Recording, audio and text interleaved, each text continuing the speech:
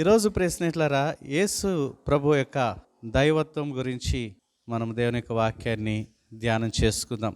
చాలామంది యేసుక్రీస్తు ప్రభువారు ఆయన శరీరధారిగా మనిషిగా పుట్టిన తరుణంలో ఆయన మనిషే అని అనుకుంటున్నారు. కాదండి. మరి ఆయన మనిషిగా పుట్టాడు, కానీ వాస్తవానికి ఆయన దేవుడని వాక్యము చెప్తా ఉంటుంది. యేసు ప్రభుని అంత త్వరగా అర్థం చేసుకోవడము ఎవరికి సాధ్యం కాదు. పరిశుద్ధాత్ముడు వారి కన్నులు తెరిస్తే తప్ప, పరిశుద్ధాత్మ చేత వారి మనోనేత్రాలు వెలిగించబడితే తప్ప యేసు ప్రభు నిజమైన దేవుడని అర్థం చేసుకోవడం ఎవరి తరం కూడా కాదు. చాలామంది అనుకుంటున్నారు బెత్లెహేములో ఆయన పుట్టాడు కాబట్టి బెత్లెహేమే ఆయన ప్రారంభం అనుకుంటున్నారు. 2025 సంవత్సరాల క్రితమే ఆయన ప్రారంభము స్టార్ట్ అయింది అనుకుంటున్నారు. కాదండి, బెత్లెహేములో పుట్టక ముందు కూడా ఆయన ఉనికిలో ఉన్నాడు. ఆయనే ఆదియు అంతమై ఉన్నాడు. ఒక వచనాన్ని మనం చదువుతాం ప్రియస్నేహితులారా. మీకా ప్రవక్త రాసినటువంటి ప్రవచనము, మీకా గ్రంథము 5వ అధ్యాయము 2వ వచనాన్ని మనం చదువుదాం. బెత్లెహేము ఎఫ్రాతా, యూదావారి కుటుంబములలో నా కొరకు ఇశ్రాయేలీయులను ఎలబోవాడు నీలో నుండి వచ్చును. పురాతన కాలము మొదలుకొని శాశ్వత కాలం ఆయన ప్రత్యక్షమగుచుండెను. యేసు ప్రభు ఎక్కడి నుండి ఉన్నాడంటే పురాతన కాలము మొదలుకొని ఉన్నాడు. ఆయన శాశ్వత కాలము కూడా ఉంటాడు. పురాతన కాలము, ఈ లోకము పుట్టించబడకముందు, ఈ లోకం సృజించబడకముందు, ఈ లోకము ఏమీ లేనప్పుడు మరి ఆయన ఉన్నాడు. ఆయనే స్వయంభవుడిగా ఉనికి కలిగి ఉన్నాడు. ఆయన తనంతట తానే ఉనికి కలిగినటువంటి స్వయంభవుడు. అంత మాత్రం కాకుండా ఆయనే ఈ సమస్తమును సృజించినటువంటి సృష్టికర్త దేవుడిగా ఆయననెవరూ పుట్టించలేదు, కానీ ఆయనే సమస్తాన్ని ఇంక్లూడింగ్ మీ అండ్ యూ, నిన్ను నన్ను కూడా సృజించినటువంటి సృష్టికర్త. పురాతన కాలం నుండి శాశ్వత కాలం వరకు ఉండేటువంటి వాడు నజరేయుడైన యేసు. యోహాను సువార్త 1వ అధ్యాయము 1-2 వచనాలు మనం చదువుదాం. ఆదియందు వాక్యముండెను, వాక్యము దేవుని యొద్ద ఉండెను, వాక్యము దేవుడై ఉండెను, ఆయన ఆదియందు దేవుని యొద్ద ఉండెను. ఆదియందు వాక్యముండెను, ఆ వాక్యము యేసుక్రీస్తే. వాక్యము దేవుని యొద్ద ఉండెను.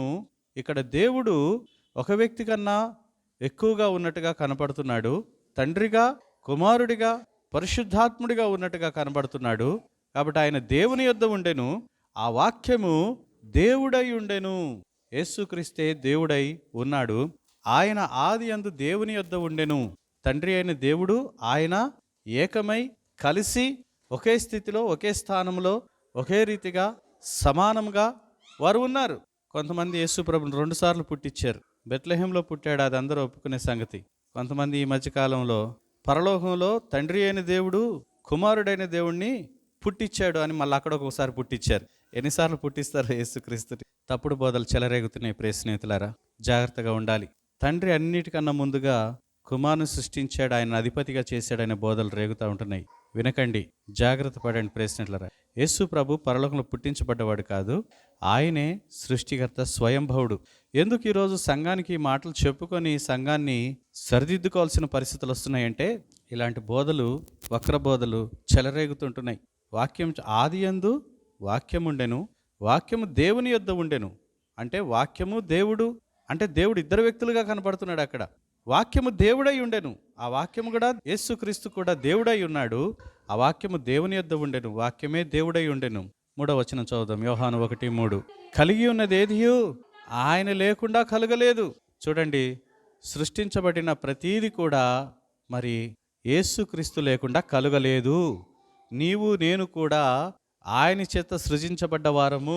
ఆయన సృష్టికర్త అయితే ఆయన ఆరాధనకు యోగ్యుడు. ఈరోజు మనమందరం కూడా యేసుక్రీస్తును గణపరచవలసిన వారమండి. యేసుక్రీస్తు దేవుడని నమ్మి ఆయనను ఆరాధిస్తుంటే మరి యేసుక్రీస్తు దేవుడా అనేటువంటి ఆలోచనలు పుట్టించేటువంటి గుంపు ఒకటి బయలుదేరింది. ఈ అంత్యకాలంలో ఇలాంటి తప్పుడు బోధలు వస్తాయి. ప్రియ స్నేహితులారా, మనము విశ్వాసాన్ని కాపాడుకోవాలి. కలిగి ఉన్నది ఏది ఆయన లేకుండా కలగలేదు. యేసుక్రీస్తు లేకుండా ఏది కలగలేదండి. ఈ విశ్వంలో ఏది కూడా కలగలేదు. ఆయన సృష్టికర్త అయితే ఆయన ఆరాధనకు యోగ్యుడు, ఆయన ఆరాధనకు పాత్రుడు. ఈరోజు నీవు నేను యేసుక్రీస్తుని ఎంతగానో ఆరాధించాలి. కుమారుని గణపరచని వాడు ఆయనను పంపిన తండ్రిని గణపరచలేడు అని యోహాను సువార్త 5వ అధ్యాయంలో రాయబడి ఉంటుంది. ఈరోజు తండ్రిని గణపరచాలి అంటే కుమారుని గణపరచాలి. ప్రియమైన స్నేహితులారా, కొలస్సీ పత్రిక 1:17 మనం చదువుదాం. ఆయన అన్నిటికంటే ముందుగా ఉన్నవాడు, ఆయనే సమస్తమునకు ఆధారభూతుడు. యేసుక్రీస్తు గురించి చెప్పబడింది మాట 17 ఆయన అన్నిటికంటే ముందుగా ఉన్నాడు అంటే ఈ సృష్టిలో మరి ఏది కూడా పుట్టించబడక ముందు నుంచి కూడా ఉన్నవాడు. ఆయన అన్నిటికంటే ముందు ఉన్నవాడు. ఆయన కంటే ముందు ఏది కూడా లేదు. ఆయన అన్నిటికన్నా ముందుగా ఉన్నాడు. ఆయనే సమస్తమునకు ఆధారభూతుడు. యేసుక్రీస్తే సమస్తమునకు ఆధారభూతుడై ఉన్నాడు. దాని పై వచనాలు కూడా చదువుదాం. 15వ వచనం 16వ వచనం కూడా చదవండి. ఆయన అదృశ్య దేవుని స్వరూపి అయి, స్వరూపి అంటే ఇమేజ్ ఆఫ్ గాడ్, దేవుని యొక్క ప్రతిరూపమై ఉన్నాడు.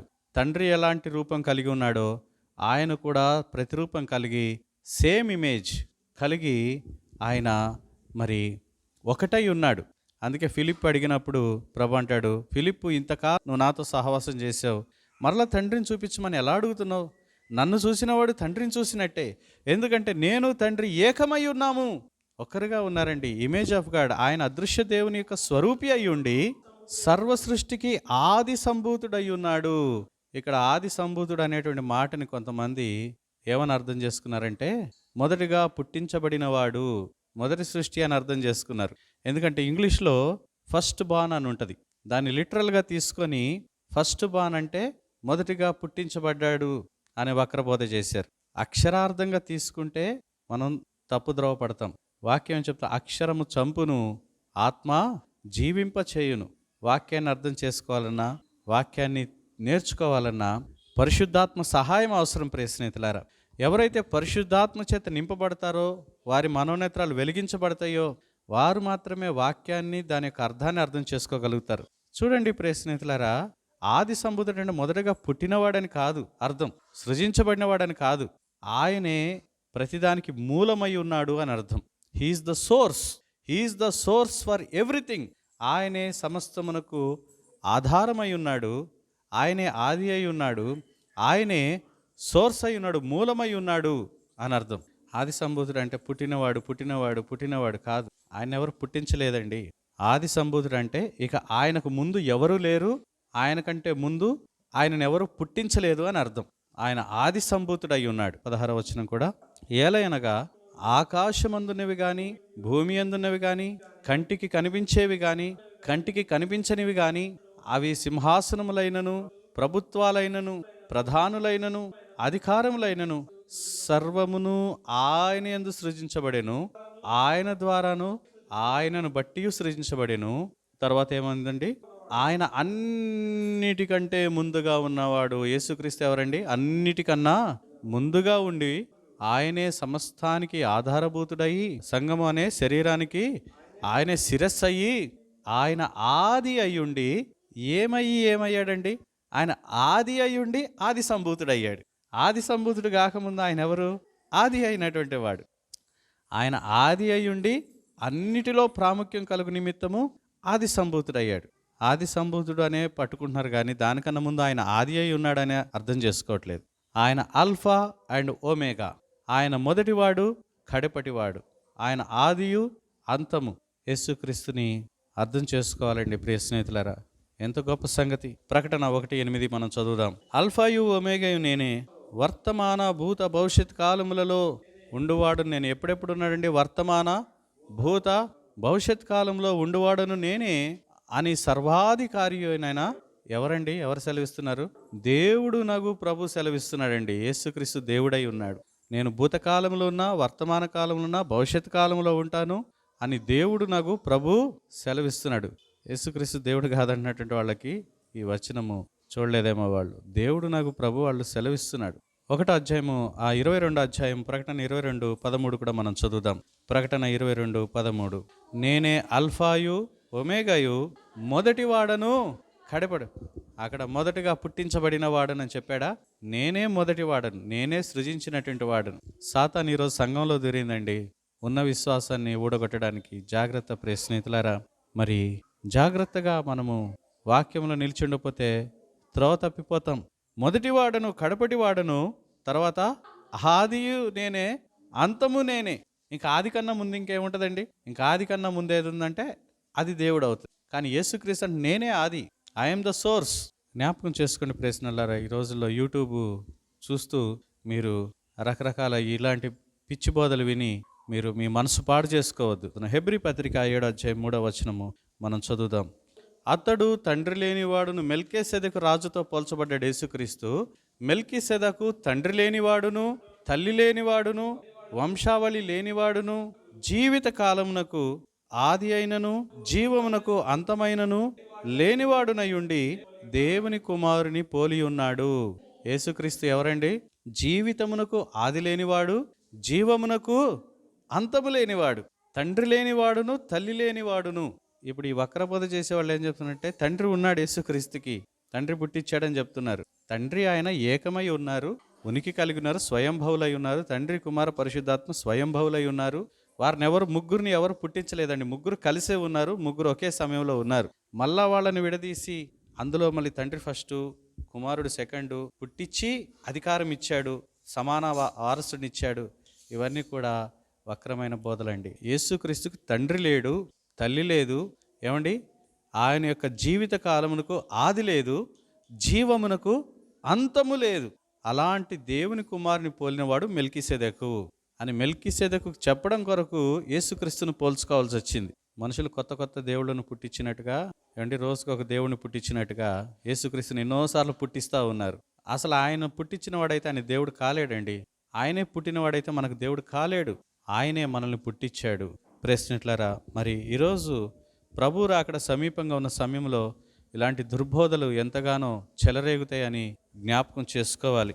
మరి యేసుక్రీస్తుని దేవుడిగా నమ్మేటువంటి వాళ్ళు రక్షించబడతారు. కొంతమంది యేసుక్రీస్తు ఎవరై అంటే ప్రవక్త, ఇక ఆ స్థాయి నుంచి బయటికి రాలేరు వాళ్ళు. ఇక వాళ్ళ మనోనేత్రాలు వెలిగించబడలేదు, వెలిగించబడవేమో. ప్రవక్త వాళ్ళ స్థాయి అంతే, వాళ్ళ లెవెల్ అంతే, వాళ్ళు ప్రవక్తని నమ్ముతారు. కొంతమంది స్థాయి ఆయన కుమారుడే, దేవుని కుమారుడే, ఇక ఆ స్థాయి నుంచి బయటికి రాలేరు, వాళ్ళ లెవెల్ అంతే. కానీ మనమైతే ఒక అడుగు ముందుకేసి వాక్యాన్ని అర్థం చేసుకొని యేసు దేవుడు అనే విషయాన్ని మనం అర్థం చేసుకున్నాం. ప్రియమైనటువంటి స్నేహితులారా, మరి యోహాను సువార్త 1:10 మనం చదువుదాం.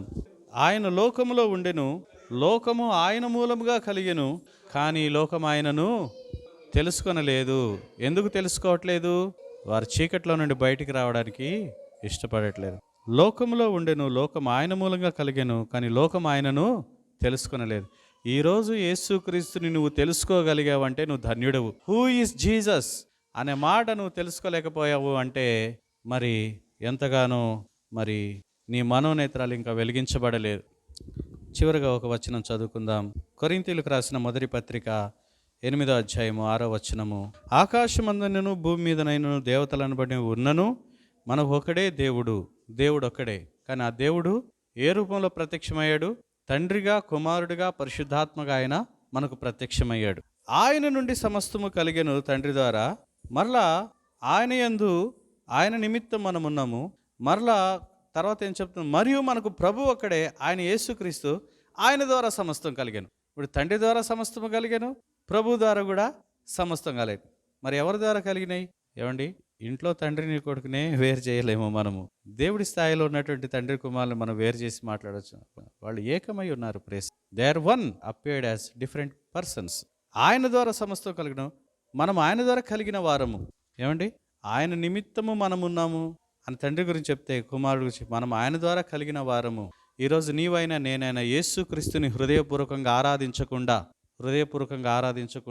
యేసయ్యా నీకు స్తోత్రం, యేసయ్యా నువ్వు నా దేవుడవు, యేసయ్యా నువ్వు నా రక్షకుడవు, యేసయ్యా నువ్వు నా కొరకు రక్తం చిందించావు, యేసయ్యా నా కొరకు ప్రాణం పెట్టావు, నన్ను నరకం నుండి తప్పించావు అని యేసయ్యను గనపరచకుండా కేవలం తండ్రి తండ్రి తండ్రి తండ్రి అని తండ్రిని హెచ్చిస్తూ ఉంటే నువ్వు నిజంగా తండ్రిని హెచ్చించట్లేదు. ఎందుకంటే వాక్యం ఏం చెప్తుందంటే, మరి కుమారుని గనపరచని వాడు తండ్రిని గనపరచలేడు. ఇక్కడ అధికారం అనుగ్రహించెను అనే మాట పట్టుకొని వాళ్ళు ఏమంటారంటే, తండ్రి ఇస్తేనే కదా ఆయనకు అధికారం వచ్చింది అనేటువంటి మాట మాట్లాడుతారు. స్నేహితులారా, జ్ఞాపకం చేసుకున్న 2 కాలాలు, యేసుక్రీస్తులో 2 కాలాలు. ఒకటి, ఆయన పరలోకంలో ఉన్నప్పుడు ఆయనకి ఏ అధికారం అవసరం లేదు, ఎందుకంటే ఆయన అధికారి అయి ఉన్నాడు. కానీ ఎప్పుడైతే ఆయన మనిషిగా శరీరధారిగా దిగి వచ్చాడో, మనుషులలో ఉండబోతున్నాడు కాబట్టి, ఆయన కుమారుడిగా దిగి రావాల్సిన పరిస్థితి వచ్చింది కాబట్టి ఆ స్థాయిలో ఆయనకు అధికారం ఇవ్వబడింది. పూర్తిగా నిత్యత్వంలోనే అధికారం ఇవ్వబడిందని కాదు. ఏమండి, ఈ కాలాలు అర్థం చేసుకోలేక నిత్యత్వంలోనే ఆయనకు అధికారం ఇవ్వబడింది. తండ్రి ఏమో సుపీరియరు, కుమారుడేమో ఇన్ఫీరియర్ అన్నట్టుగా క్రియేట్ చేస్తుంటున్నారు. ప్రేసినట్లరా, ఎప్పుడైతే ఆయన దేవుడిగా ఉండి మనిషిగా దిగి రావడానికి శరీరాన్ని దాల్చుకున్నాడో ఆ స్థాయిలో ఆయన ఆది సంభూతుడయ్యాడు. ఆ స్థాయిలో ఆయనకు మరి కొన్ని అధికారాలు ఇవ్వబడ్డాయి, కానీ నిత్యత్వంలో ఇవ్వబడ్డట్టు కాదు. ఏం అధికారం ఇవ్వబడింది? నా అంతట నేనే ప్రాణం పెట్టుచున్నాను, దాన్ని పెట్టుటకు నాకు అధికారం కలదు, దాన్ని తిరిగి తీసుకొనుటకు అధికారం కలదు. కాబట్టి తండ్రిని గణపరచునట్లుగా అందరూ కుమారుని గణపరచవలనని తీర్పు తీర్చుటకు సర్వాధికారము కుమారునికి అప్పగించి ఉన్నాడు. కుమారుని గణపరచని వాడు ఆయన పంపిన తండ్రిని ఈరోజు యేసుక్రీస్తుని గణపరచకుండా, యేసయ్యా నువ్వు గొప్ప దేవుడు అని గణపరచకుండా తండ్రిని మనం గణపరచలేం. ఏమండి, యేసుక్రీస్తుని తక్కువ చేసి మాట్లాడుతున్నటువంటి వాళ్ళు అసలు యేసుక్రీస్తు లేకుండా జీవించమనండి. బైబిల్లో అసలు యేసుక్రీస్తు లేకుండా వాళ్ళని జీవించమనండి. యేసుక్రీస్తుని అర్థం చేసుకోవాలి. రేపు రోజున మీ దగ్గర కూడా వస్తారు. ప్రేసినట్లరా, ఒకటే జ్ఞాపకం పెట్టుకోవాలి, నా తుది శ్వాస వరకు కూడా యేసుక్రీస్తు దేవుడు, దాని కాదని నేను ముందుకెళ్ళలేనని నిర్ణయం నీలో ఉండగలగాలి. విశ్వాసాన్ని, భక్తిని చెడగొట్టేటువంటి ఎలాంటి పరిస్థితినైనా మరి దానికి దూరంగా ఉండడం మనం మంచిది. ప్రియమైనటువంటి స్నేహితులారా, మరి యేసుక్రీస్తు ప్రభువారు బెత్లెహేంలో పుడితేనే ఆయన అప్పటి నుంచే దేవుడు కాలేదు. అంతకు ముందు నుంచి కూడా ఆయన దేవుడై ఉన్నాడు. మరి అంతకు ముందు నుంచి కూడా ఆయన గొప్ప దేవుడై ఉన్నాడు. ఆయనే ప్రారంభమై ఉన్నాడు. ఆయనే సమస్తను సృజించాడు. ఆయనే నిజమైన దేవుడు, ఆయనే నిజమైన రక్షకుడు. నమ్మిన వారు రక్షించబడతారు. ఆయన ఎవరో అర్థం కాక సందిగ్ధంలో ఉన్నటువంటి వాళ్ళు తెలుసుకునే ప్రయత్నంలోనే వారి జీవితం గడిచిపోతుంది. మనం నమ్ముతున్నది యేసు నిజమైన దేవుడు, నిజమైన రక్షకుడు, నిజమైన విమోచకుడు. ఆయనే సమస్తమునకు ఆధారభూతుడు, ఆయనే నిజదేవుడు, నిజ రక్షకుడు. ప్రేస్ కాబట్టి ఇలాంటి విశ్వాసాన్ని ఎవరు చెడగొట్టడానికి వచ్చినా చెడకుండా మరి మన హృదయాల్ని స్థిరపరచుకుందాం. దేవుడి ఇటు మాటలు దీవించునుగాక.